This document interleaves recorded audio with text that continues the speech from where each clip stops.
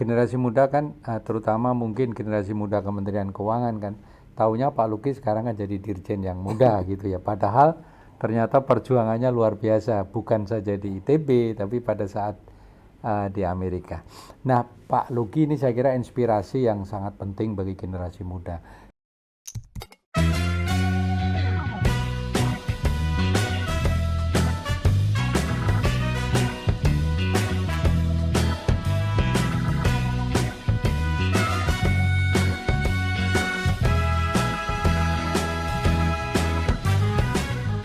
Selanjutnya setelah Pak Luki selesai di Amerika, kembali ke pajak, seingat saya Pak Luki sempat satu tim dengan Pak Robert Papahan ya Pak ya?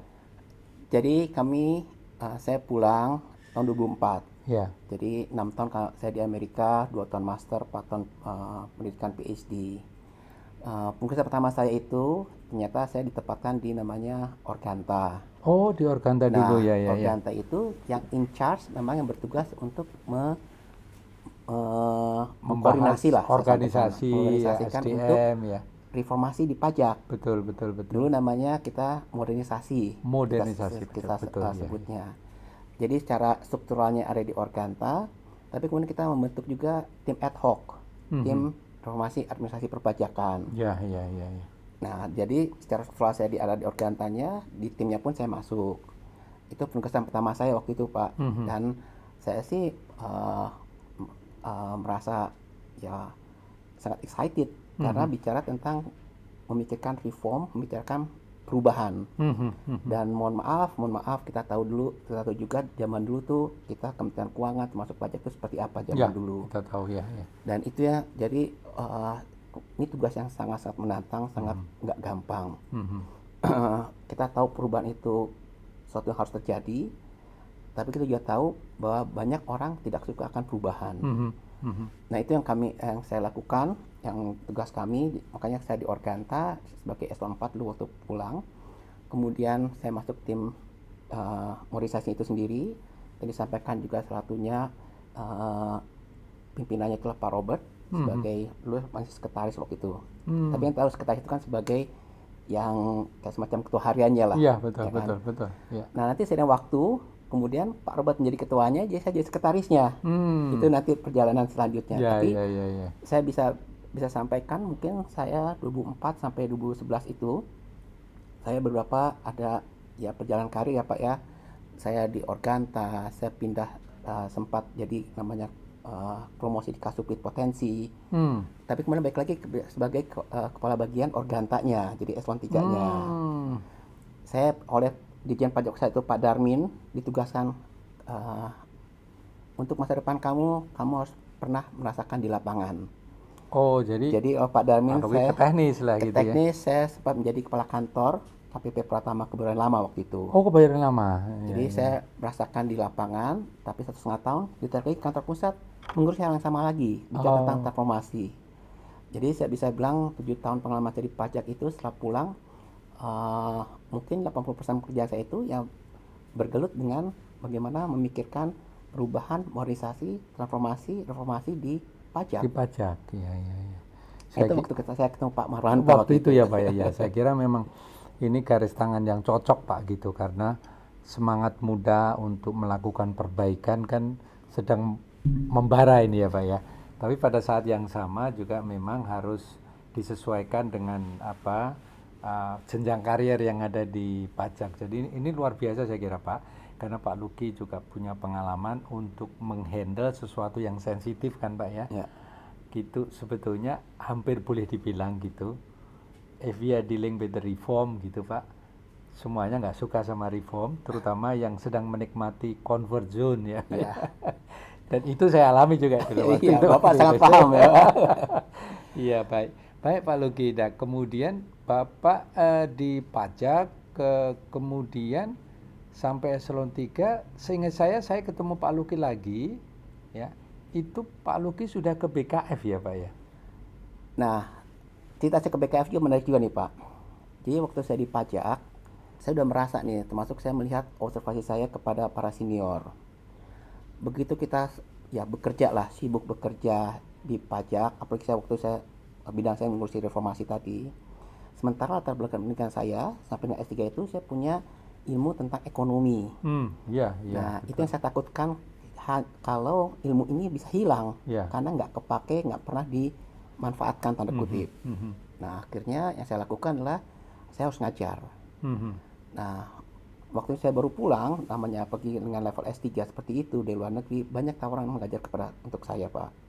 Tapi kebanyakan mintanya mereka saya ngajar di pajak, ngajar PPH lah, undang-undang PPH, pokoknya terkait dengan perpajakan. Saya mikir, aduh ini saya justru mau menjaga ilmu ekonomi saya. Iya, makroekonomiknya ya Pak ya. Makroekonominya, nah makanya kemudian kalau saya ngajar, justru saya mau ngajar tentang ekonomi. Nah alhamdulillah, saya bisa mengajar di UI. Saya mengajar di UI, levelnya itu kelasnya pun kelas Public Economics. Jadi memang sesuai dengan latar belakang saya. Kelasnya itu untuk S2 dan S3. Jadi itu selama 7 tahun Pak. Sejak 2004, mungkin 2005 lah, satu semester ya. 2005 itu saya mulai mengajar di UI. Mengajar kelas yang sama selama 7 tahun. Jadi kelas ekonomi ini S2 S3 ini kan adanya di Depok Pak, bukan di Salemba. Iya. Jadi saya coba disiplin, saya ingat tuh tiap Selasa itu kelasnya itu setengah 7 sampai setengah 10 malam. Jadi saya begitu jam 5 tenggo langsung ke Depok ya Pak. Nyetir ke Depok, nyampe jam 6, maghrib sebentar langsung ngajar. Itu sejalannya selama 7 tahun Pak. 7 tahun, luar biasa. Nah, ini kembali lagi sama juga Pak, kita nggak tahu, ini kan hanya inisiatif saya ya Pak ya. Di situ pada saat itu dekan Fakultas Ekonomi namanya Pak Bambang Brojonegoro. Alah itu ceritanya ya. Nah, iya. jadi kemudian Pak Bambang diangkat sebagai kepala BKF. Iya. Kemudian beliau mencari orang.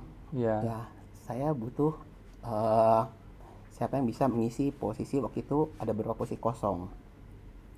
Kemudian Pak Bambang ketemu saya. Pak Luki bisa nggak ngebantu saya? Ya kan di BKF. Siapa? Kemudian tapi di sini ada tanda kutip tata caranya lah saya sampaikan. Ini kan pemilihan seperti ini harus izin atasan dan sebagainya. Kalau waktu itu sampai ke menteri Pak, sampai ke Pak Agus Marto waktu itu Pak menterinya. Kalau ditanya ke saya sampaikan saya senang, saya punya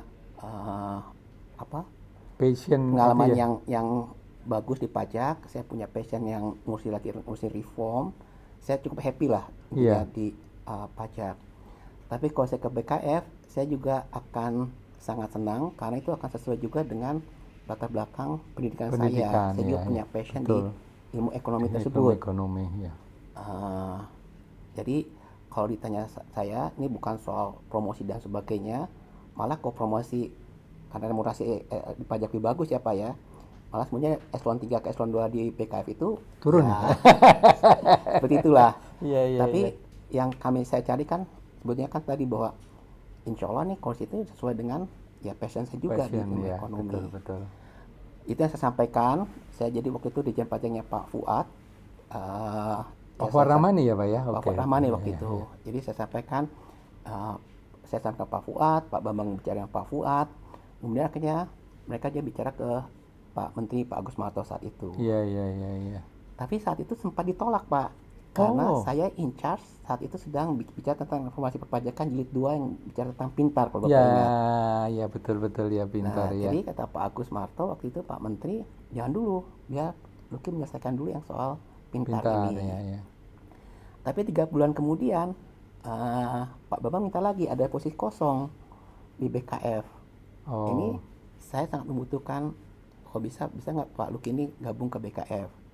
Singkat cerita, alhamdulillah akhirnya diizinkan oleh Pak Agus Marto saat itu. Saya masuk ke BKF waktu itu sebagai kepala pusat kebijakan APBN Pak. Jadi APBN, tapi kemudian hanya 6 bulan Pak. Hanya 6 bulan, kemudian Pak Bambang melakukan rotasi. Ada namanya kepala pusatnya ekonomi makro itu pindah. Betul ya. Akhirnya saya disuruh mengisi sebagai kepala pusat kebijakan ekonomi makro. Dan itu yang lebih cocok ya Pak ya, itu ya itu garis tangan lagi, kita kan jabatan nggak memilih ya Pak ya, itu kan sifatnya amanah berikan amanah lah kita. Dan Betul. saya dipercaya untuk sebagai kepala pusat kebijakan ekonomi makro Dan, yang saya jalankan. dan untuk bicara macroeconomics policy itu nggak banyak orang yang suka sebetulnya. Dan ini cocok, istilah Jermannya tumbuh oleh tutup. Jadi ada tempat dan ada cocok, ada yang apa diinginkan oleh Pak Luki pas sekali itu. Oke, jadi kepala pusat ekonomi makro, dan saya ingat betul itu. Berapa lama ya Pak itu ekonomi makro? Nggak sampai 2 tahun ya rasanya. Jadi saya cuma 6 bulan sebagai kepala pusat kebijakan APBN. Iya. Kemudian saya pindah ke ekonomi makro justru cukup lama Pak, sampai 3,5 tahun. Oke. 3,5 tahun kemudian Pak Bambang jadi Menteri Keuangan, saya diminta untuk menjadi kepala pusaka atau Chief of Staff-nya. Iya, Itu karena kemudian saya berikutnya, akhirnya saya dipercaya, diberikan amanah menjadi kepala pusaka. kepala pusaka ya. Saya kira ini yang menarik kemudian menjadi di kepala pusaka Pak, karena kita tahu bahwa kepala pusaka itu sebetulnya waktu pertama kali kita mendesain pusaka itu kan kita belajar dari beberapa pengalaman negara. Waktu itu saya ingat betul saya dalam tim mendatangi Australia kemudian Inggris, kita belajar mengenai Prime Ministry Delivery Unit waktu itu Pak.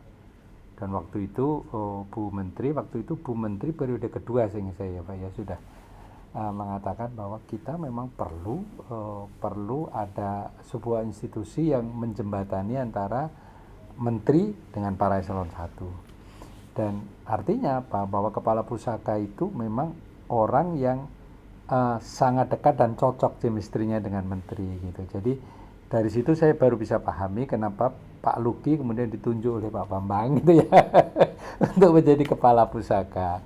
Dan menjadi kepala pusaka saya kira tidak mudah karena pekerjaannya hampir tidak ada putusnya sepanjang hari kan Pak ya, karena memang melayani menteri, menjembatani kepentingannya eselon 1 dengan menteri. Ada hal yang menarik Pak bisa di-share di pusaka supaya ini generasi muda Kementerian Keuangan tahu ini betapa sulitnya menjadi kepala pusaka ini Pak.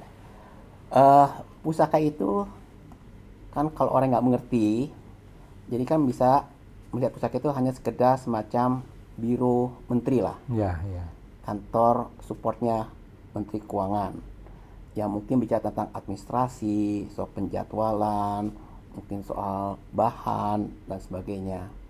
Tapi ternyata pusaka di Kementerian Keuangan itu desainnya dan memang ekspektasi dari pimpinan itu jauh lebih besar daripada itu. Makanya kalau kita sekarang memakai kata-kata yang lebih tepat itu kan namanya Chief of Staff itu Pak. Betul Chief of Staff ya. Jadi memang pusaka itu bicara bukan sekedar mengatur agenda tapi bicara tentang prioritas misalnya. Ya, Dan itu kan harus terefleksikan di dalam agendanya. Betul. Jadi agenda itu bukannya sekedar hari ini ketemu siapa, tapi bicara tentang priorisasi, lagi hot issue apa yang harus ditangani, ini perlu ditangani oleh siapa, itu kan semua ditanya pusaka. Bicara tentang bahan, kita bukan hanya sekedar sifatnya pass-through dari bahan aja dari bawah bisa gitu. ya Pak ya, betul. Itu perlu banyak kami lakukan bahwa sekarang message-nya apa, narasi apa yang ingin dibangun oleh pimpinan, oleh menteri misalnya. Betul. Jadi kalau kita bicara tentang akan ada rapat tentang subsidi, nah kan seperti biasa kita minta bahan dari eselon 1 terkait, ya kan? Ini bahannya. Tapi kan tanda kutip itu mungkin pandangannya dari yang bottom up-nya. Betul. Yang top down-nya itu justru kita arah polisinya mau kemana, narasi ingin kita bangun seperti apa, ini isu seperti apa. Nah itu yang bisa meramunya itu ya salah satunya pusaka tadi. Betul. Jadi kalau soal bahan ya kita udah lebih tinggi dari itu lagi, bukan hanya sekedar tadi yang pass-through tadi misalnya. Ya, karena artinya kan pusaka dalam hal ini kepala pusaka kan harus bisa menyaring ya Pak ya antara keinginan, kepentingan dan arah kebijakan fiskal oleh Menteri Keuangan dengan bahan-bahan yang disediakan oleh para eselon 1 kira-kira begitu ya Pak ya. Kadang-kadang kan kalau waktunya pendek ya pokoknya cepat-cepat diserahkan aja pada kepala pusaka gitu ya. Jadi yang paling berat itu saya bicara tentang scope misalnya. Ya. Namanya pusaka itu merepresentasikan Menteri Keuangan. Betul. Jadinya skopnya pusaka itu skopnya Menteri Keuangan. Menteri Keuangan. Ya, betul. Jadi kalau tanda kutip penguasaan materi bahan isu itu yang cover oleh Menteri Keuangan, itu semuanya jadi bicara sisi penerimaan ada pajak, ada bea cukai, ada PNBP. Bicara tentang belanja, kita bicara tentang pemerintah pusat, belanja negara, TKDD dan sebagainya. Di below the line, kita bicara tentang investasi, utang, bicara tentang kas. Baik, masuknya isu-isu supportingnya seperti sekjen, irjen. Itu kan semua di cover tanggung jawab menteri, yaitu terletakkan juga ditangani juga oleh pusaka. Itu yang sangat menantang, iya, Pak. Saya kira gini, jadi kepala pusaka itu bukan hanya substansi sebetulnya gitu ya. Substansinya pertama harus bisa mewakili, bisa merepresentasikan kepentingan Menteri Keuangan untuk semua eselon 1 di Kementerian Keuangan. Masalah pajak, bea cukai, masalah-masalah yang berkaitan dengan anggaran gitu ya Pak ya. Tapi pada saat yang sama, kepala pusaka juga kadang-kadang kan harus mengatur urusan rumah tangganya menteri kan Pak. Dalam artian waktunya gitu ya Pak ya, rapatnya di mana, dan itu saya kira sama-sama sulitnya dengan substansi ya Pak Luki ya. Betul Pak. Itu yang saya sampaikan tadi. Selama ini kita sudah punya biro menteri yang memang mengurusi yang hal tersebut. Tapi kan hanya sekedar bicara tentang penjadwalan misalnya. Tapi di belakang penjadwalan itu ada ceritanya nih. Ya, betul. Ada prosesnya. Nggak semata-mata jadi kenapa jam 9 ketemu ini, jam 10 ketemu ini, jam 11 ngisi ini misalnya. Itu nggak hanya sekedar hasil akhirnya, oh ini jadwalnya ibu hari ini misalnya, menteri hari ini. Tapi di belakang itu ada kenapa kita memenuhi undangan ini, kenapa ini diturunkan ke level yang 1, kenapa ini nggak dipenuhi. Itu selalu ada behind the scene-nya, alasan justifikasinya, rasional itu selalu ada. Betul. Jadi harus bisa mewarnai wisdom yang ada ya Pak di Menteri. Pak Luki, ini kita tidak terasa, mudah-mudahan waktunya masih ada Pak Luki ya. Jadi kita melihat bahwa Pak Luki memiliki pengalaman yang luar biasa, bukan saja di pendidikan tetapi di level pekerjaan, substansi, sampai dengan menjadi orang terdekatnya Menteri Keuangan gitu ya, sudah dijalani oleh Pak Menteri. Dan tidak heran kemudian pada waktu yang relatif singkat kemudian you are promoted to be eselon 1 ya Pak ya, eselon 1 menjadi staf ahli. Tetapi saya melihat waktu itu staf ahli yang dipegang Pak Luki, di samping memegang tugas-tugas struktural sebagai staf ahli, Pak Luki rasanya juga mendapat tugas-tugas lain yang cukup menantang gitu ya Pak ya. Pak Luki bisa share untuk itu Pak? Alhamdulillah di pertengahan 2017 waktu itu ada posisi kosong untuk staf ahli penerimaan. Nah kemudian dengan si Ibu Menteri, ini kan prosesnya kalau di Kementerian Keuangan kita ada open bidding, kita ada prosesnya ya, bukan penunjukan langsung seperti itu. Ada semacam fit and propernya, dan kita mulai membuat papernya, kita ada proses interview, ada assessment dan sebagainya. Itu yang saya jalankan. Sama juga singkat cerita, alhamdulillah saya terpilih, dipercaya untuk mengisi posisi staf ahli penerimaan saat itu. Nah penerimaan ya kembali lagi saya membantu di sisi penerimaan bekerjasama dengan pajak, bea cukai, BKF. Saya ingat misalnya waktu itu kami mengurusi tentang pajak, aspek perpajakan untuk gross speed, untuk skema eksplorasi migas. Saya waktu juga udah bicara tentang digital taxation, aspek perpajakan untuk digitalisasi, termasuk juga dari e-commerce waktu itu. Nah, pada saya sudah selesai seperti itu, kemudian Bu Menteri memberikan tugas baru kepada saya sebagai PLT Kepala Dirut LPDP. Nah itu yang banyak ingin dieksplor di generasi muda ini Pak itu. Pengalamannya seperti apa itu Pak ya? Jadi waktu itu terus terang saja LPDP sudah mulai membesar. Trennya itu bukan sekedar linear tapi sudah cukup eksponensial. Kemudian waktu itu ada beberapa masalah di LPDP. Akhirnya saya diminta untuk bisa mengisi mungkin masa sementara, makanya sebagai PLT posisi Direktur Utama LPDP. Ternyata itu kurang lebih 3-4 bulan lah, karena kemudian setelah itu saya dipercaya untuk mengisi posisi Dirjen PPR ini. Tapi yang menarik juga selama 3-4 bulan saya di LPDP tersebut, ini terus terang aja, karena saja mungkin latar belakangnya saya tadi sebagai pengajar, saya juga punya passion untuk mengembangkan LPDP ini. LPDP ini kan konsepnya adalah selama ini kalau kita lihat beasiswa terbatas, beasiswa untuk masyarakat Indonesia ya.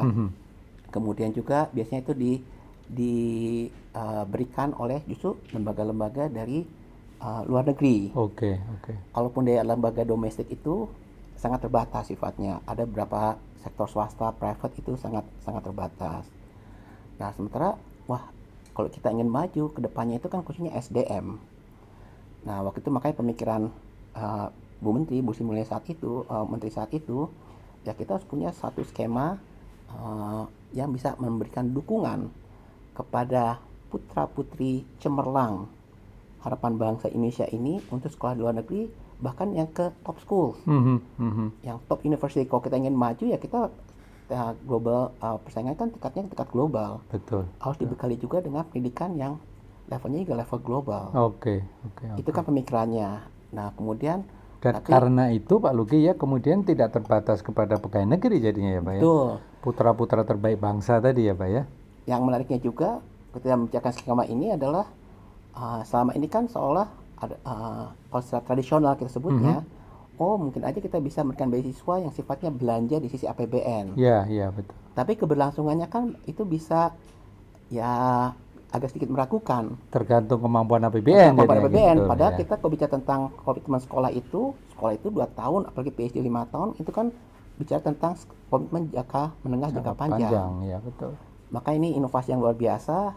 Bagaimana kita membentuk suatu endowment fund, semacam dana abadi, kita taruh, kemudian hasil dari proceed dari dana abadi tersebut yang digunakan untuk pembiayaan mendukung beasiswa tersebut. Ya, betul. Kan itu konsepnya. Kita seperti biasa start something small, waktu cuma 1 triliun, berkembang, posisi per hari ini kurang lebih ada 51-52 triliun hari ini. Kalau tahun ini jadi tambah 20 triliun, bisa mencapai 70 triliun. Iya. Itu endowment fund-nya. Betul. Kita kelola, makanya lembaga pengelolaan dana pendidikan. Ya. Pengelolaan dana pendidikan. Kita kelola, kemudian hasilnya itu tadi, proses itu kita pakai untuk membiayai pemberian beasiswa kepada anak-anak putra-putri terbaik Indonesia. Bangsa, ya. Kita setahun ini dengan dana segitu bisa memberikan 3.000 sampai 5.000 siswa. Oh, luar biasa. Setahunnya. And that is investment Pak ya, Betul. long term investment ya Pak ya.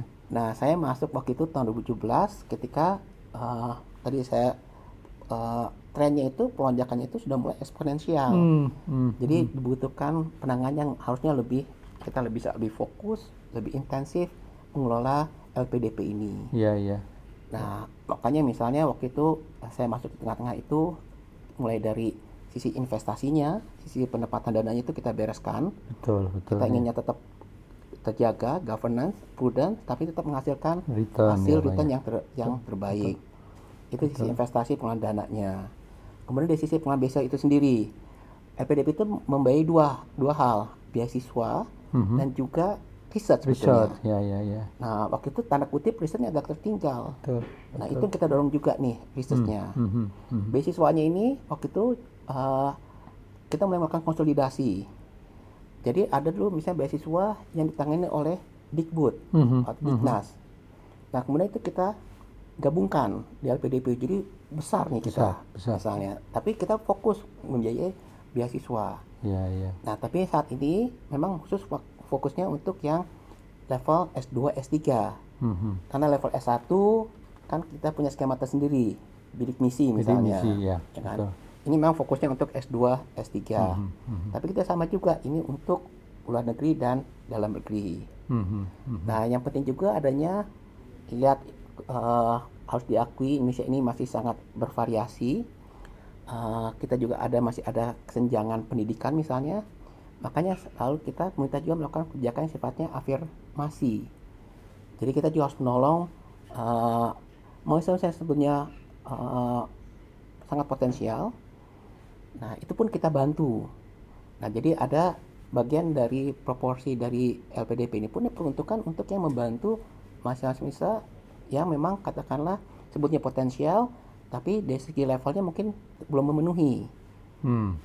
Itu kita perbanyak. Termasuk juga yang spesial-spesial, misalnya untuk TNI Polri, untuk ya. PNS, untuk ASN, itu juga ada spesial seperti itu. Betul, ada special missionnya ya Pak ya, keperpihakan juga ada ya Pak. Itu. Betul ya. Kemudian kita juga ada beberapa ya sebenarnya orang cukup mampu lah. Ya, tapi mereka mendaftar LPDP dan karena memang mereka punya kemampuan yang bagus, mahasiswa juga diterima juga. Iya. Tapi mereka punya kemampuan ekonomi yang cukup baik. Nah, makanya kami juga mulai memperkenalkan semacam co-financing. Betul. Jadi mungkin untuk yang mahasiswa yang bagus seperti itu, scholarship-nya itu mungkin partial sifatnya. Jadi enggak, kalau yang tidak full semua scholarship Pak ya. gitu kan. Betul. Saya kira itu kebijakan yang luar biasa itu. Saya beberapa minggu yang lalu lihat di YouTube Pak, ada saya tidak tahu kalau itu anak Indonesia Pak, di Harvard ya. Kemudian dia disuruh pidato untuk semacam inaugurasi gitu Pak. Itu bahasa Inggrisnya kelihatan sih kalau bukan native gitu. Tetapi saya tidak nyangka kalau itu orang Indonesia di Harvard. Dia pidato dan mendapat sambutan tepuk tangan yang luar biasa. Dan saya baru tahu bahwa itu beasiswa dari LPDP juga itu. Ya Bapak mungkin kemarin kita yang soal vaksin misalnya, yang di Inggris. Ya kan, itu kan ternyata pegawai Bio Farma satu BUMN yang dibiayai oleh LPDP. Itu juga LPDP ya? LPDP. Luar biasa. Banyak Pak, kalau alhamdulillah sekarang sudah mulai banyak. Kita juga punya wadah alumni LPDP. Mereka cara berkomunikasi juga, mereka berkomunikasi ke umum, ke publik maupun selalu berkomunikasi juga, masih berkomunikasi juga, koordinasi juga dengan kami di Kementerian Keuangan.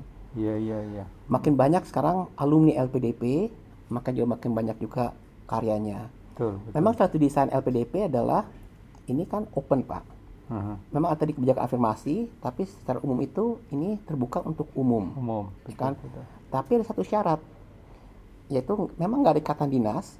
Ini kan luar biasa Pak, beasiswa nggak ada ikatan dinas. Syaratnya cuma satu, mereka harus kembali ke Indonesia. Mereka harus bisa ya memberikan baktinya, sumbangsinya itu kepada rakyat masyarakat Indonesia. Itu syaratnya Pak. No string attached loh Pak, nggak ada ikatan dinas misalnya. Iya, memang awal sekali dibentuk LPDP banyak pertanyaan untuk itu, karena yang konvensional kan hanya untuk pegawai pemerintah karena dananya dari pemerintah. Pak Luki, saya kira cerita mengenai LPDP sangat menarik, dan ini saya kira tidak terlepas dari inisiasi awal dari Bu Sri Mulyani waktu itu pada saat membentuk LPDP setelah beliau pulang dari Washington, dan beliau nampaknya mengerti betul bahwa alokasi pendidikan dan keperluan pendidikan ke depan perlu dikelola tidak saja mengenai cara-cara konvensional, tetapi bisa dikelola melalui budget, tetapi dari sisi below the line ya Pak ya. Ini luar biasa. Pak Luki, kita akan bicara yang lebih serius ini Pak Luki ini.